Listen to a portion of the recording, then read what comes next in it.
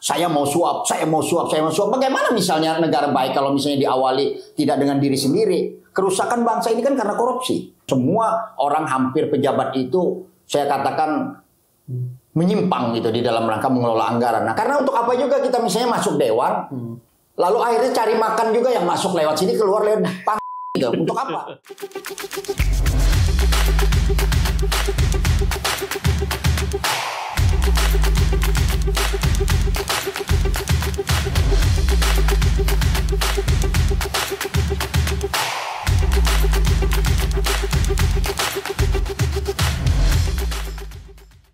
Assalamualaikum warahmatullahi wabarakatuh. Pemirsa Radar Banjarmasin, bertemu lagi kita di podcast Radar Banjarmasin.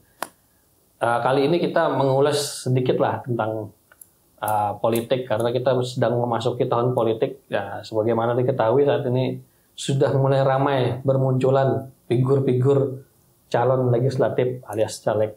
Nah, berkaitan dengan hal itu di studio Tangiwood, Kayu Tangi, Radar Banjarmasin, kita sudah kedatangan narasumber kita. Ini bintang tamu lah belum disebut. Siap. Saya jangan binatang tamu. Guest star om. Guest star, oke. Sudah kada asing lagi ini mungkin bagi masyarakat Bandung kita, yaitu Om Anang Rosadi Adenansi. Siap. Selamat datang Om. Ya, selamat datang. Assalamualaikum warahmatullahi wabarakatuh. Waalaikumsalam. Sehat Om? Alhamdulillah. Nah, jadi pemirsa Radar Banjarmasin perlu diketahui, beliau ini sekarang salah satu caleg lah di partai, salah satu partai yang akan mencalonkan diri sebagai anggota DPRD Provinsi Kalimantan. DPR RI. Oh sorry Om, DPR RI Om. Wah ini nasional sudah beliau ini. Jadi beliau ini aktivis dan malang melintang lah di dunia perpolitikan kita di Kalsel. Sebelumnya pernah ini Om ya, sudah pernah anggota DPRD Provinsi Kalsel 2004-2009 melalui Partai Kebangkitan Bangsa. Oh, waktu itu Om.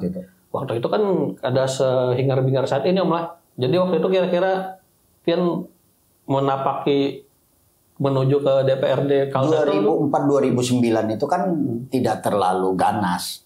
Maksudnya ganasnya itu orang masih menganggap bahwasanya dewan itu adalah perwakilan rakyat. Ya. Masih idealisme itu masih ada. Nah, ke atasnya itu ini sudah bukan dewan perwakilan rakyat lagi. Maka itu diplesetkan. Ini saya harus sebut nih, orang tidak menganggap perwakilan rakyat itu bisa pemerasan rakyat dan sebagainya.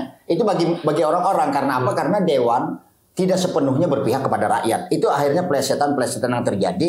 Satu, kedua, ke atas itu juga orang menganggap DPR itu adalah pekerjaan, bukan pengabdian yang dibayar. Jadi mereka semata-mata bahwasanya menjadi anggota DPR itu adalah sesuatu yang wah, sesuatu yang mewah karena fungsinya yang tiga itu akhirnya anggota dewan bisa merambah kemana-mana. Nah, dan kaya raya, lalu masyarakat pun melihat anggota dewan itu sebagai mata pencaharian. Itu repotnya. Iya, jadi itu pandangan masyarakat. Pandangan masyarakat. Cuman kembali ke fokus kita dari pertama lah. Jadi untuk jadi anggota legislatif pada saat itu harusnya mungkin lebih mudah daripada yang saat ini Om lah, karena menurut saya tadi ada seganas yang tahun ini.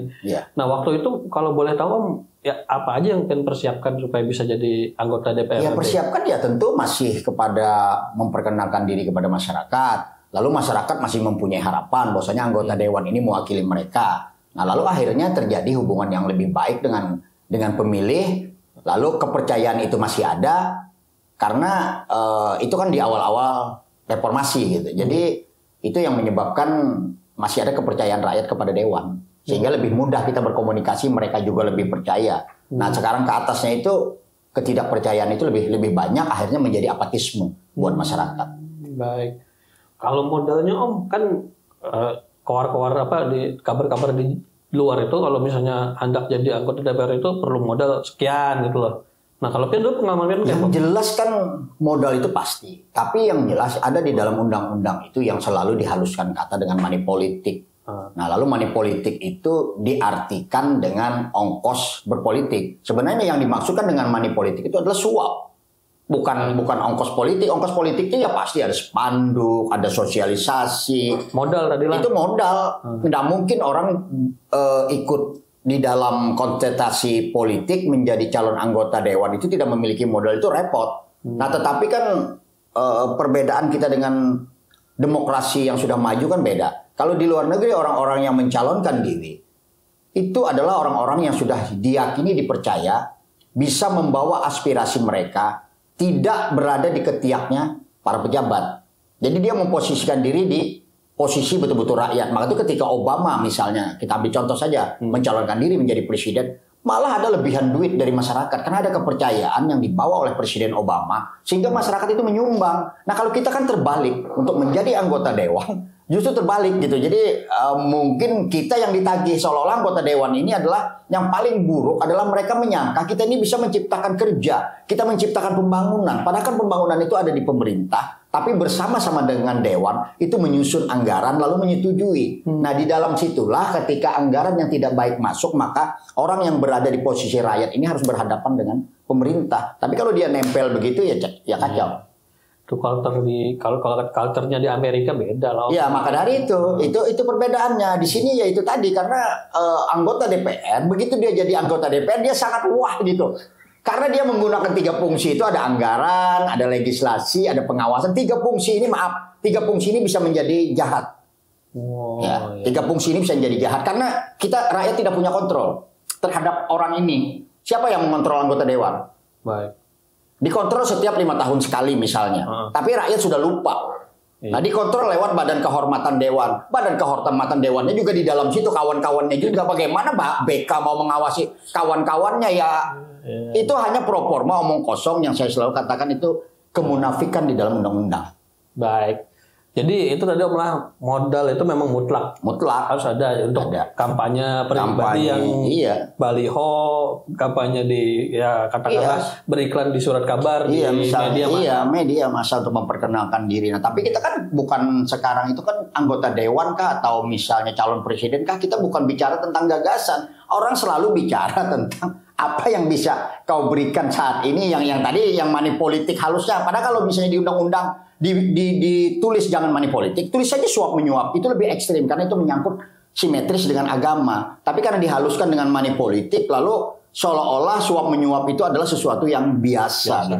Jadi masyarakat kayaknya belum bisa membedakan antara money politik dengan modal itu. Iya, tidak bisa. Belum artinya tahu, cuma bedanya itu kalau memang becaleg itu memang harus bermodal sebenarnya.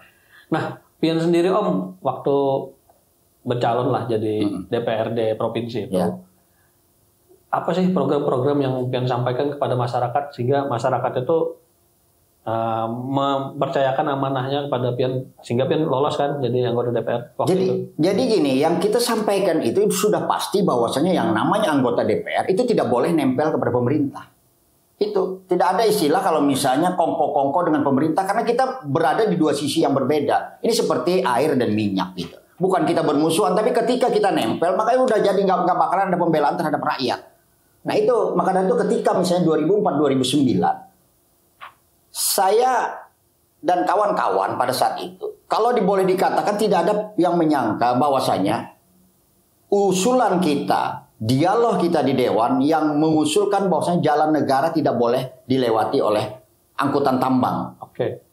Itu tidak ada orang yang menyangka bisa gol gitu. Karena musuhnya adalah penambang, musuhnya adalah preman, musuhnya adalah orang-orang yang memiliki kepentingan. Tetapi ketika kita konsisten dilakukan, itu semua terbuka. Bahkan Pak Rudi sendiri itu sangat welcome gitu, terbuka. Pak Rudi gubernur pada saat itu. Nah, padahal kita hanya sedikit orang pada saat itu. Tetapi konsistensi yang kita lakukan itu adalah menyebabkan terbukanya hati orang gitu.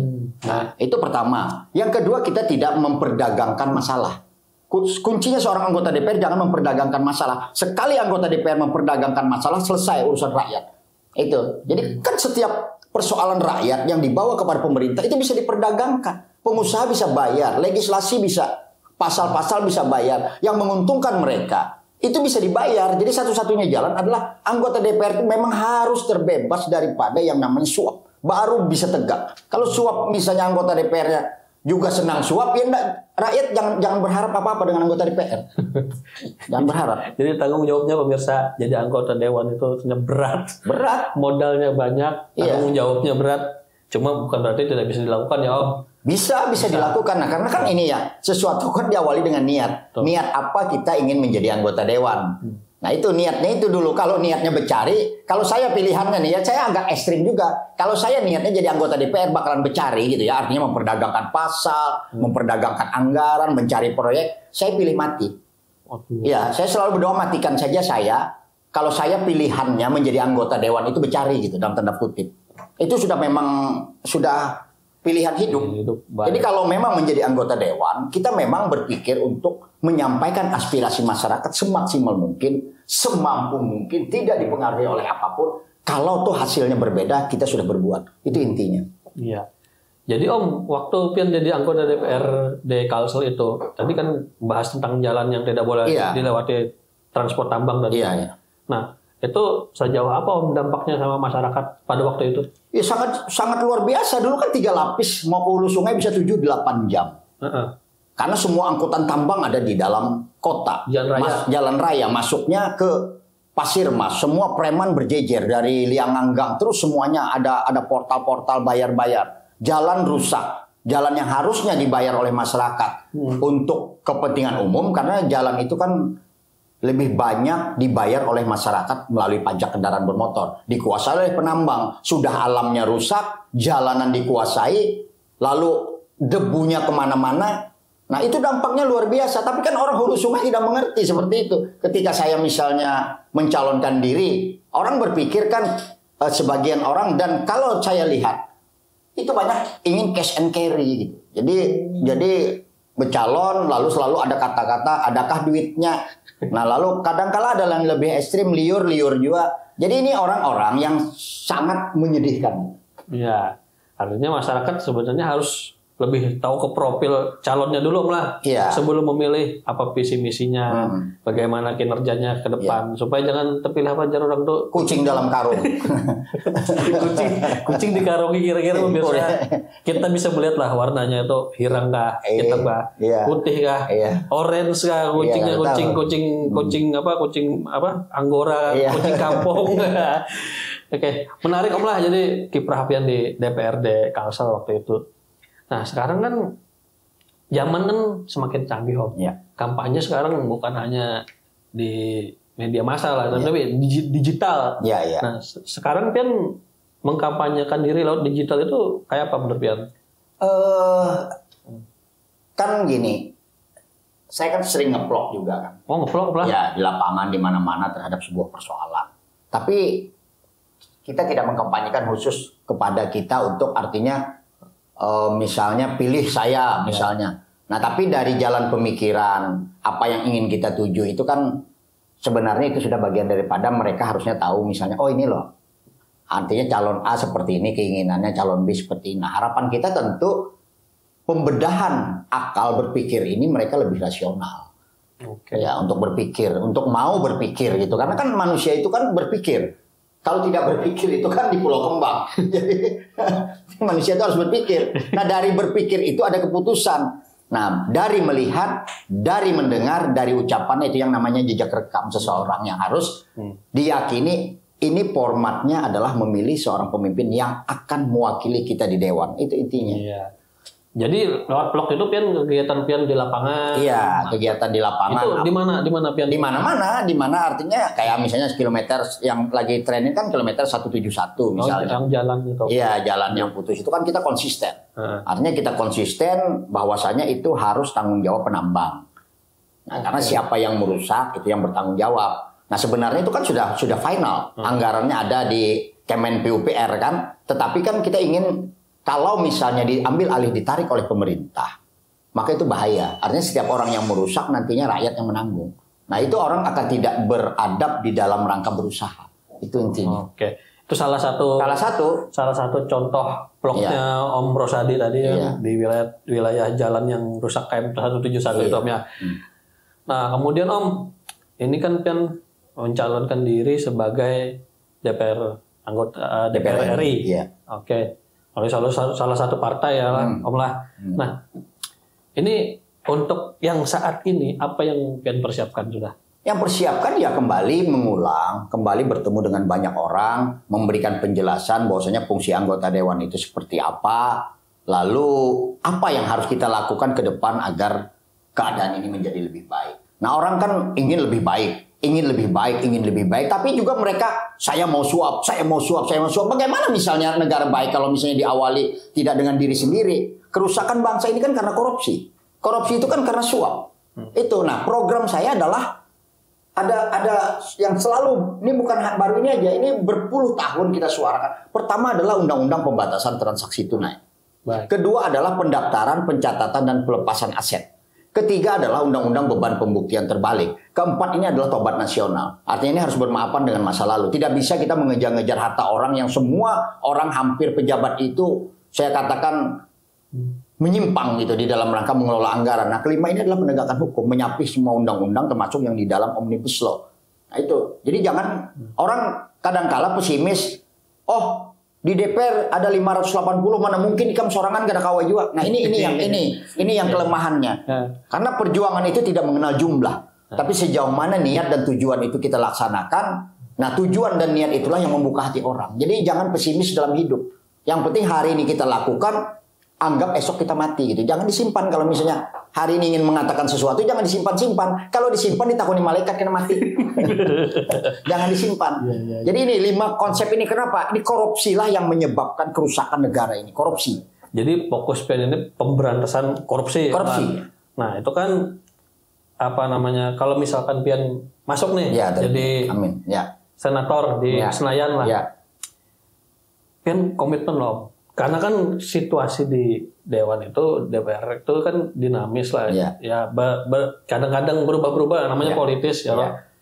Seberapa yakin PN kada terbawa arus? Saya 99,999 yakin tidak akan terbawa. Titik. Kadang 100 saja kok. Kadang 100 Allah Ta'ala yang punya. Jadi kita 9 tinggal satunya.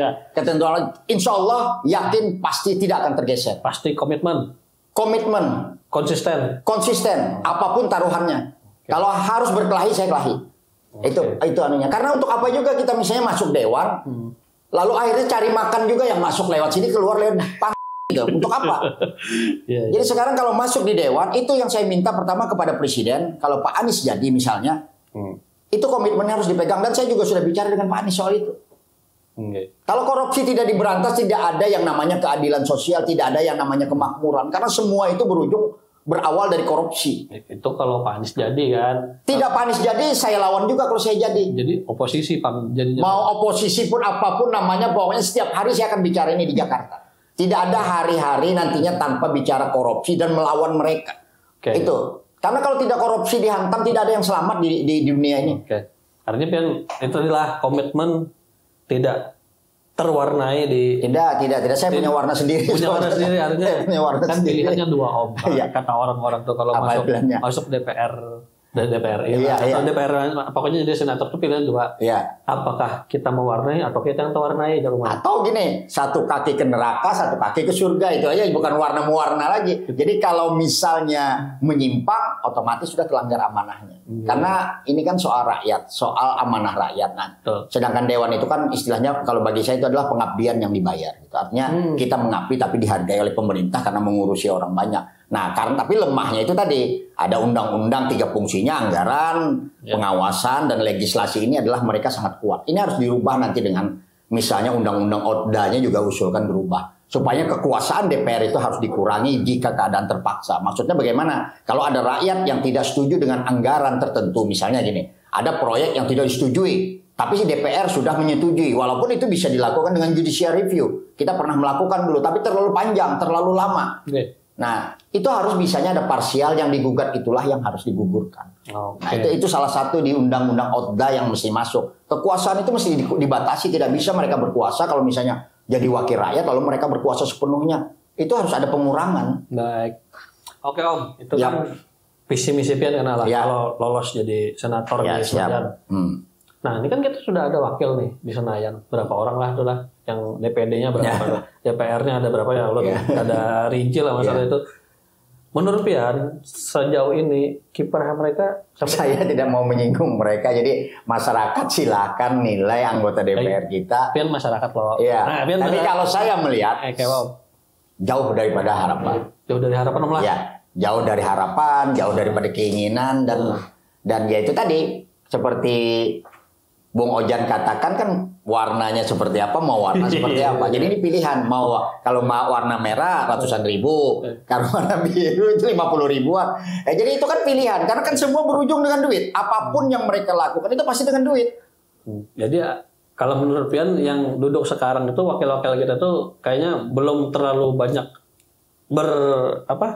berkontribusi lah terhadap culture gitu. Ya itu pertama karena pesimis. Artinya satu orang tidak dapat merubah keadaan.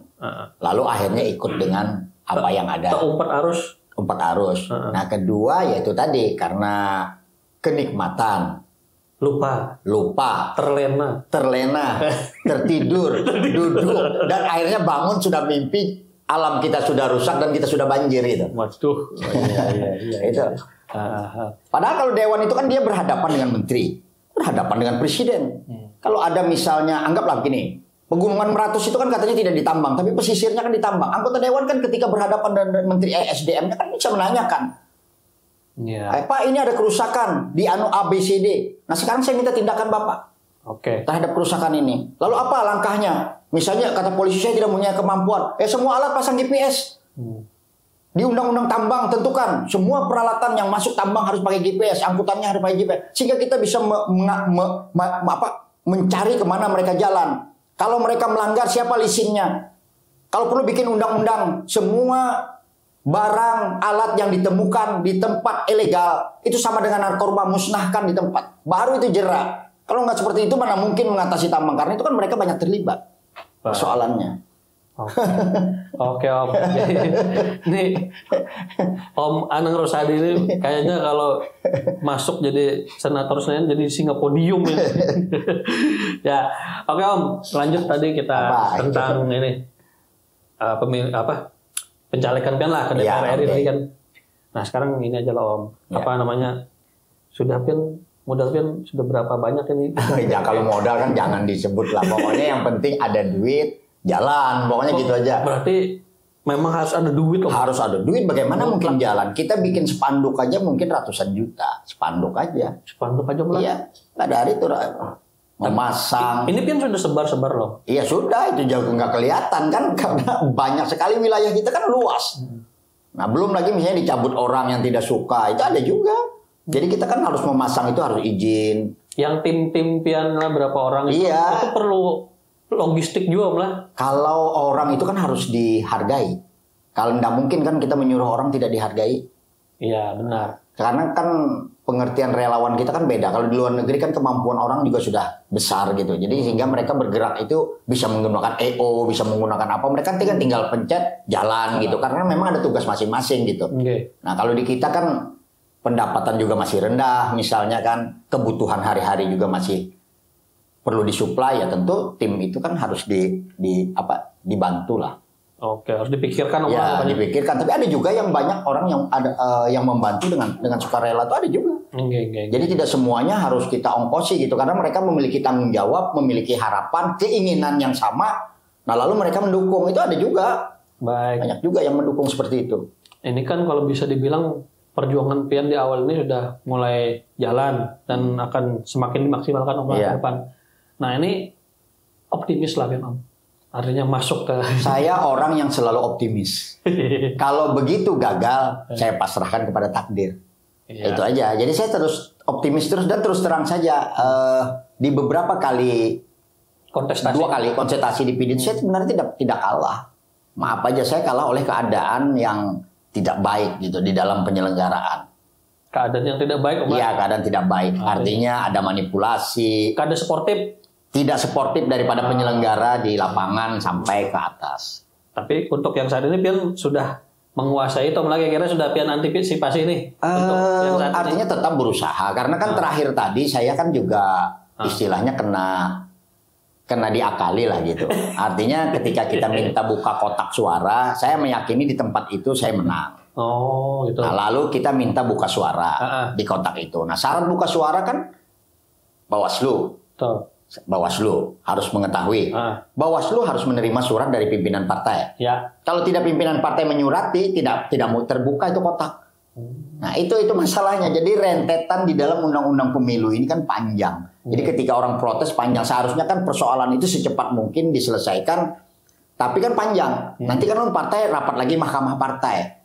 Kalau mereka tidak menyetujui ya sudah, nggak ada pembukaan suara. Karena itu kan menyangkut kredibilitas calon yang kita gugat sesama antar calon gitu. Baik. Om, terakhir Om.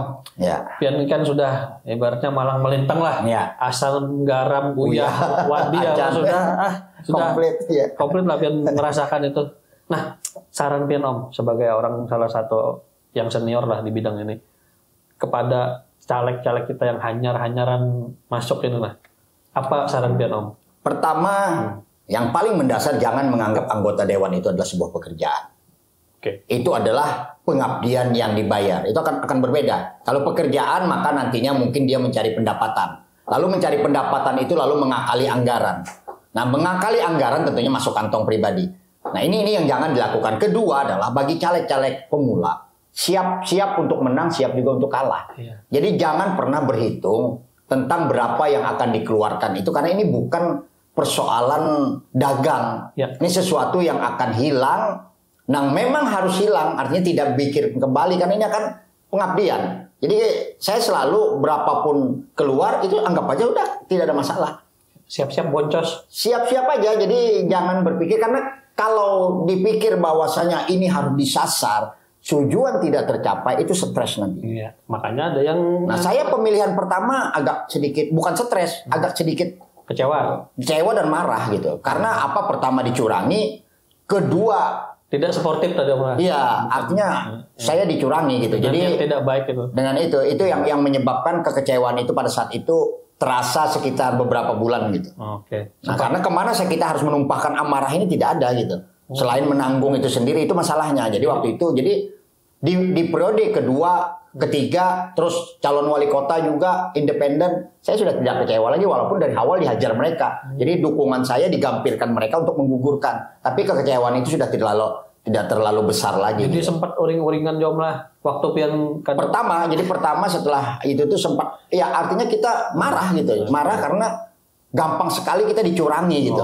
Padahal keinginan kita memang untuk berbuat baik, niat kita memang ditanamkan sudah untuk baik, tapi ternyata kita dapat diakali orang, dicurangi orang dengan cara yang sangat mudah menghantam kita. Nah, inilah undang-undang yang bobrok gitu. Jadi sehingga orang yang merasa dirugikan itu tidak memiliki tempat untuk melakukan perlawanan secara konkret. Itu intinya. Oke. Baik Om. Wah, ulun terbuka cakrawala ulun bepanjang Pian ngobrol dengan Pian asik benar. Jadi ulun ya semoga Pian mulus jalan Pian menuju ke Senayan. Amin. Mudah-mudahan juga menginspirasi para generasi muda lah untuk nanti menentukan langkah ke depan. Kalau Anda berpolitik, Om lah, Anda bercaleg. Ya, tentunya sistem harus diperbaiki. Karena dengan sistem yang baik, maka politik itu akan menjadi beradab. Itu aja intinya. Tapi kalau sistemnya buruk, semua orang menjadi buruk. Baik. Oke, pemirsa Radar Banjarmasin, demikianlah diskusi kita dengan Om Anang Rosadi Adenansi. Mudah-mudahan kita bisa mengambil pelajaran dan bisa mengambil manfaat dari diskusi kita kali ini. Oke, jangan lupa perkaya informasi, tingkatkan literasi, baca terus Radar Banjarmasin. Sampai jumpa dalam podcast Radar Banjarmasin selanjutnya. Assalamualaikum warahmatullahi wabarakatuh.